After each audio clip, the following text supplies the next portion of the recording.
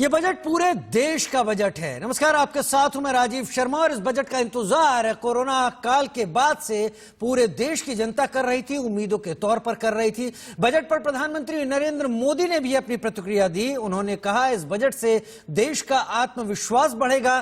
प्रधानमंत्री मोदी ने कहा कि कोरोना वायरस संक्रमण के काल में यह बजट आत्मनिर्भर भारत का विजन है। प्रधानमंत्री मोदी ने यह भी कहा कि इस बजट से कोरोना से लड़ने में मदद मिलेगी, इससे आत्मनिर्भरता बढ़ेगी, साथ ही स्वास्थ्य सुविधाओं को बेहतर करने में मदद मिलेगी।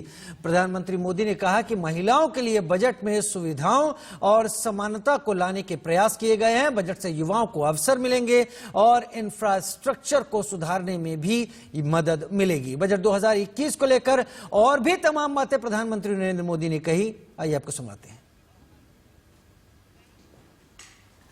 2021 का बजट असाधारण परिस्थितियों के बीच पेश किया गया है। इसमें यथार्थ का एहसास भी और विकास का विश्वास भी है। कोरोना ने दुनिया में जो प्रभाव पैदा किया, उसने पूरी मानव जाति को हिलाकर रख दिया है। इन परिस्थितियों के बीच आज का बजट भारत के आत्मविश्वास को उजागर करने वाला है और साथ ही दुनिया में एक नया आत्मविश्वास भरने वाला है। आज के बजट में आत्मनिर्भरता का विजन भी है और हर नागरिक, हर वर्ग का समावेश भी है। हम इस बजट में जिन सिद्धांतों को लेकर चले हैं वो हैं ग्रोथ के लिए नए अवसरों, नई संभावनाओं का विस्तार करना, युवाओं के लिए नए अवसरों का निर्माण करना, मानव संसाधन को एक नया आयाम देना, इंफ्रास्ट्रक्चर निर्माण के लिए नए नए क्षेत्रों को विकसित करना, आधुनिकता की तरफ आगे बढ़ना, नए सुधार लाना। साथियों, नियमों और प्रक्रियाओं को सरल बनाकर आम लोगों के जीवन में ईज ऑफ लिविंग को बढ़ाने पर इस बजट में जोर दिया गया है।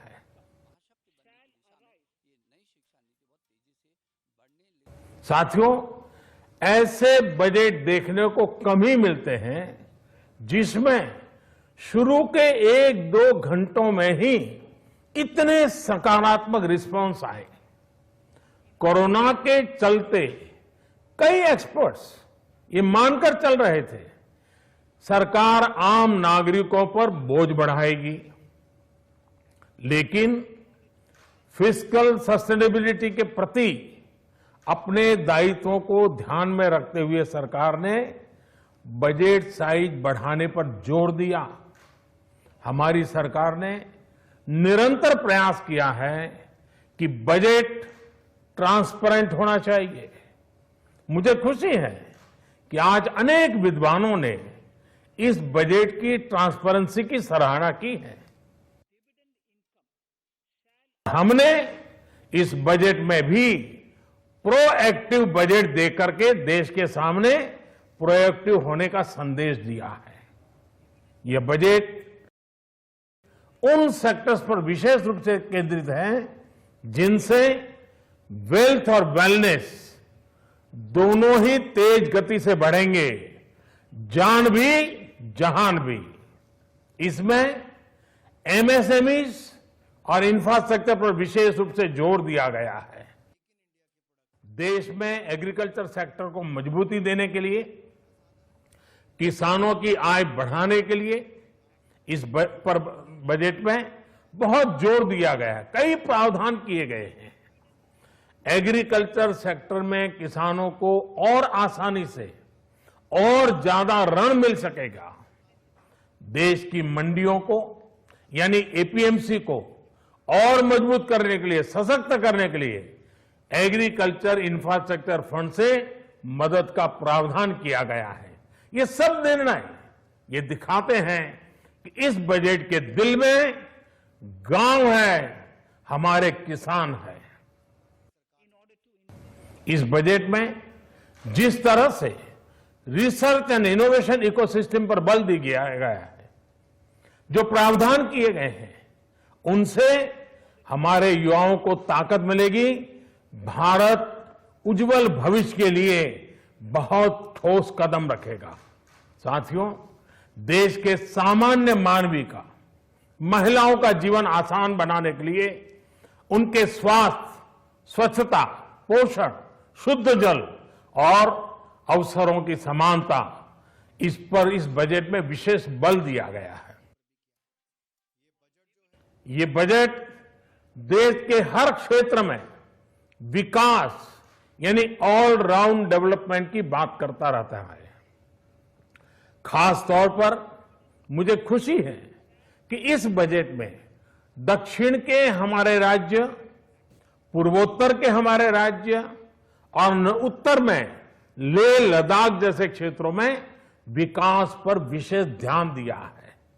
ये बजट भारत के कोस्टल स्टेट्स जैसे तमिलनाडु, केरल, पश्चिम बंगाल, इनको एक बिजनेस पावर हाउस बनाने की दिशा में एक बड़ा कदम उठाए। ये बजट विकास की नई संभावनाओं को बढ़ाएगा, आत्मनिर्भर भारत की तरफ हमको आगे ले जाएगा। प्रधानमंत्री नरेंद्र मोदी ऐसा कह रहे थे। वहीं बजट 2021 को लेकर केंद्रीय कृषि राज्य मंत्री कैलाश चौधरी का क्या कहना है, ये आपको सुनवाते हैं।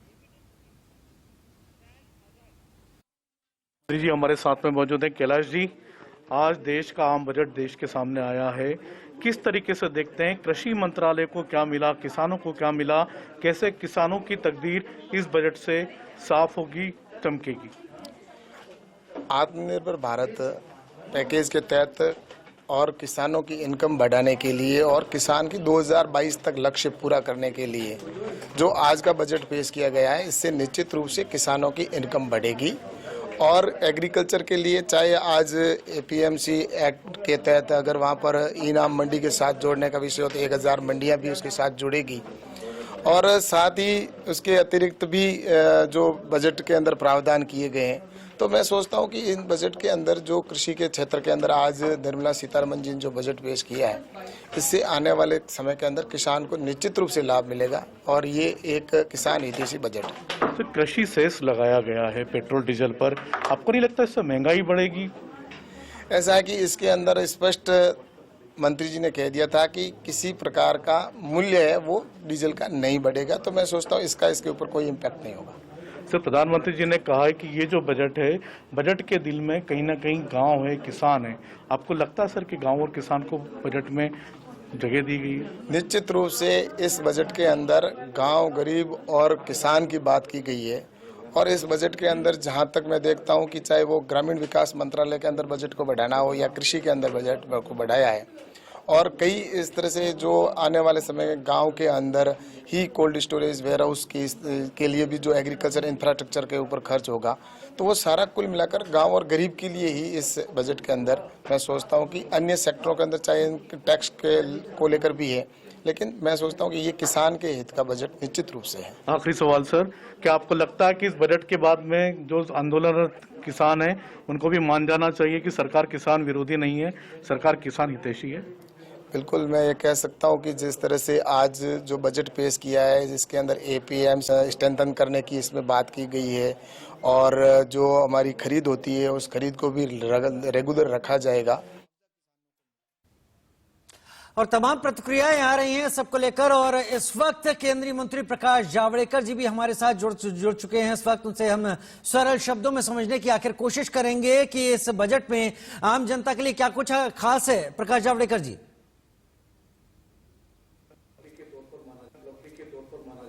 पहले तो हमें यह समझना चाहिए कि पूरी दुनिया की अर्थव्यवस्था एक तरह से दिक्कत में आई, ये सभी देश अनुभव कर रहे कोरोना महामारी के चलते।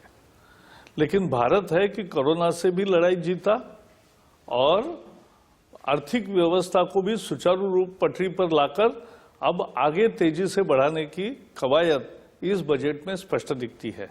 तो ये पहला बात है। दूसरा है रोजगार बढ़ाने के लिए इस बजट में बहुत ज्यादा प्रोविजंस है। 5,71,000 करोड़ का इंफ्रास्ट्रक्चर पुश, ये बहुत महत्वपूर्ण है। सड़क निर्माण होंगे, बंदरगाह निर्माण होंगे, पोर्ट निर्माण होंगे, एयरपोर्ट निर्माण होंगे, मेट्रो रेलवेज तैयार होंगे, फ्रेट कॉरिडोर तैयार होंगे, इलेक्ट्रिकल बसेस चलेगी, बस पब्लिक ट्रांसपोर्ट बढ़ेगा, बिजली के तार और बाकी सारी व्यवस्था बढ़ेगी, गैस पाइपलाइन से आएगा और 100 शहरों में। तो ये जो सारे इंफ्रास्ट्रक्चर के काम है, इससे मांग भी बढ़ेगी, रोजगार भी बढ़ेगा और उससे अर्थव्यवस्था में एक बहुत तेजी से तरक्की होगी। जी, ये बजट किस तरह देश के आर्थिक हालात को पटरी पर ला सकेगा सर? देश के अर्थतंत्र को एक मजबूती किस तरह से प्रदान करेगा? रोजगार दिलाएगा और खुशहाली भी, मतलब सरल शब्दों में आम जनता के लिए इस बात को बताएं। के लिए, किसान के लिए तो मोदी सरकार ने जितना किया उतना किसी सरकार ने आज तक नहीं किया। देखो, आपको याद होगा यूपीए सरकार ने 10 साल रहते हुए केवल एक बार 70,000 करोड़ रुपए की कर्ज माफी की और एक्चुअली उसके लिए 53,000 करोड़ रुपए ही खर्च हुए। मात्र मोदी सरकार अभी 10 करोड़ लोगों के जिनके नाम आए हैं उन किसानों को हर साल 6,000 रुपए दे रही है और 10 साल देगी। हर किसान को 60,000 रुपए हाथ में मिलेंगे, खाते में उसके जमा होंगे और ये 7 लाख करोड़ रुपए का राशि है। तो कहाँ 70,000 करोड़ का वादा और कहाँ 7 लाख रुपए की प्रत्यक्ष रकम जमा करने की व्यवस्था, ये फर्क है।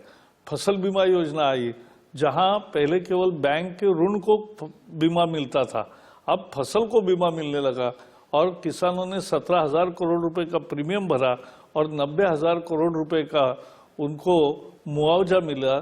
ये वास्तविकता है।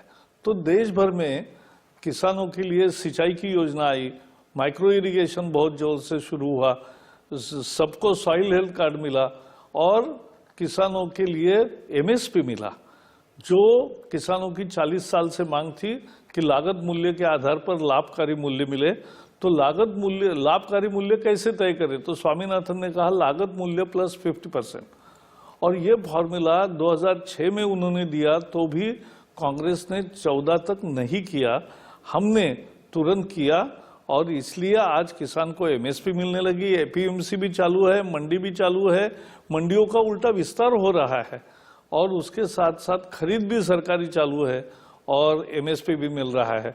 तो ये किसान की सही तरीके से जैसे होनी चाहिए थी बल्ले बल्ले है और इसलिए आज देश का किसान अच्छे मूड में है और देश का किसान आंदोलन में इसीलिए नहीं है। बहुत शुक्रिया प्रकाश जावड़ेकर जी, हमसे बात करने के लिए, बजट को लेकर तमाम बातें सामने रखने के लिए। और बीजेपी नेता सिद्धार्थनाथ सिंह ने आत्मनिर्भर भारत का बजट इसे बताया तो एसपी नेता और पूर्व सीएम अखिलेश यादव ने बीजेपी को आड़े हाथों लिया।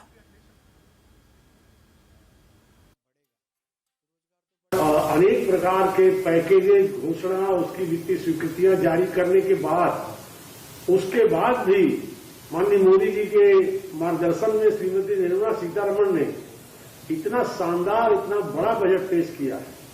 निश्चित तौर से भारत अब तमाम गरीबी के पायदानों को अनेक लोक कल्याणकारी कार्यों से बेहतर बनाते हुए, गरीबों की भलाई करते हुए अब एक मजबूत आत्मनिर्भर भारत की तरफ बढ़ चला है और आत्मनिर्भर भारत के सृजन के लिए भारत के बड़े आकार के अनुरूप बड़ा बजट निश्चित तौर से बहुत ही माइलस्टोन कदम है। उत्तर प्रदेश पूर्व मुख्यमंत्री अखिलेश यादव मौजूद हैं। मोनेटाइज शब्द का प्रयोग हुआ, कहा कि हेल्थ केयर सेक्टर में हम ज्यादा दे रहे हैं, कहा कि जो स्टार्टअप है उसको ज्यादा दे रहे हैं और फोकस रखा कि कैसे डेवलपमेंट आगे चले। 5 ट्रिलियन इकोनॉमी जो है उसको लाने का संकल्प है। अगर ये बात मैं मान लूं तो क्या पूरे बजट में एक भी बार $5 ट्रिलियन इकोनॉमी की बात नहीं हुई? और अभी तक का जो अनुभव है, जो देश ने देखा है, वो यही देखा है कि नोटबंदी से, जीएसटी से और अब कोविड से हमारी अर्थव्यवस्था नीचे गई है। जहाँ तक आत्मनिर्भर की बात है, हमारे नौजवानों के पास न काम है, न रोजगार है, न नौकरी है, न कोई एक दिशा देने वाला कार्यक्रम है जिससे इनको लगातार काम, रोजगार, नौकरी मिले। और वहीं जो किसान है पूरे देश के दुखी हैं, निराश हो गए सरकार से। वो एमएसपी की जो बातें कही जाती थी कि आय दोगुनी हो जाएगी, वो एमएसपी के लिए धरने में बैठे। और जब तक बाजार में डिमांड क्रिएट नहीं होगी, जब तक बाजार में किसान की मदद नहीं होगी, जब तक गरीब की मदद नहीं होगी, जब तक रोजगार, नौकरी और काम नहीं होगा, हमारी अर्थव्यवस्था आगे नहीं जाएगी। डिसइन्वेस्टमेंट, एफडीआई, प्राइवेटाइजेशन, गेल का उन्होंने कहा, बैंक्स का उन्होंने कहा कि भाई ये हम कर रहे हैं इसलिए क्योंकि इकोनॉमी में एक बूस्ट है। भारतीय जनता पार्टी को संविधान पे भरोसा नहीं है, संविधान से जो अधिकार मिले उन पर भरोसा नहीं है। ये प्राइवेटाइजेशन, डिमोनेटाइजेशन या हम एसेट्स को बेचना इसीलिए कर रहे हैं क्योंकि वो आरक्षण नहीं देना चाहते गरीब को, दलित को, पिछड़ों को, आदिवासियों को, क्योंकि प्राइवेट में आरक्षण नहीं है। ये सब संस्थाएं चली जाएंगी तो अपने आप आरक्षण चला जाएगा। ये सोची समझी रणनीति है, इससे कोई अर्थव्यवस्था आगे जाने वाली नहीं है। पैंडेमिक के समय में कैसे देखते हैं इस बजट को? पैंडेमिक के समय मौका मिला था कि दोबारा शुरू करें, दोबारा चीज़ों को समझ करके लागू करें। हम तो उत्तर प्रदेश में हैं जहाँ हमारे मुख्यमंत्री जी ने जो व्यवस्थाएं की उससे देखा होगा आपने, सैंपल बंदर ले गए, जो हमारे सेंटर्स बने थे जहाँ पर रखा गया था वहाँ लोगों की जान चली गई, कोई सांप काटने से मर गया, खाना नहीं मिला। और जो मजदूर पैदल चले हैं किसने नहीं देखा? उत्तर प्रदेश जैसी प्रदेश जिसमें 90,000 से ज़्यादा बसेस थी, हमारा पूरा मजदूर पैदल चला गया।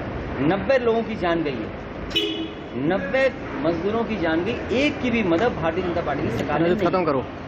तो आखिरकार ये क्या दिखाता है? और आज भी किसान आत्महत्या कर रहे हैं। आप महोबा में उठाइए, 200 से ज्यादा किसानों ने आत्महत्या की है, और इसलिए की है क्योंकि उन्होंने जो लोन लिया था उसकी वजह से खत्म हो गए। आज किसान के पास जो पैसा होना चाहिए वो नहीं है। कैसे रेट करेंगे इस पूरे बजट? बहुत ही निराशाजनक है, दिशाहीन है, और इससे अर्थव्यवस्था नहीं सुधरेगी, अर्थव्यवस्था और बिगड़ेगी।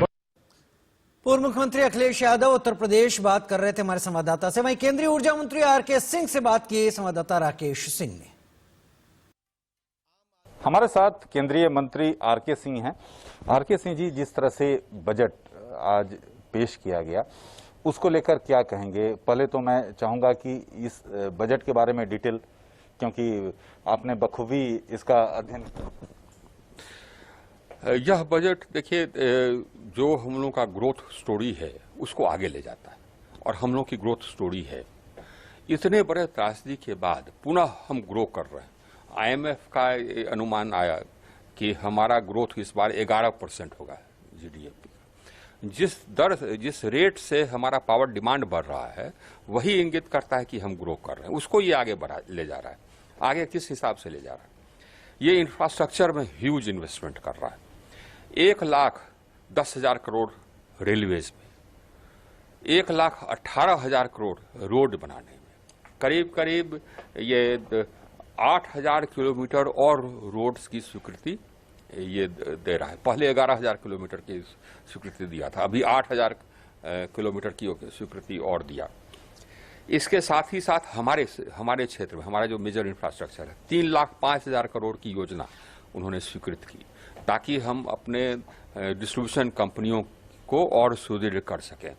इंफ्रास्ट्रक्चर में काफ़ी ये इन्वेस्टमेंट है। इसके अलावे हमारे जो CPSUs हैं, करीब 60,000 करोड़ वो इन्वेस्ट करेंगे नए इसमें।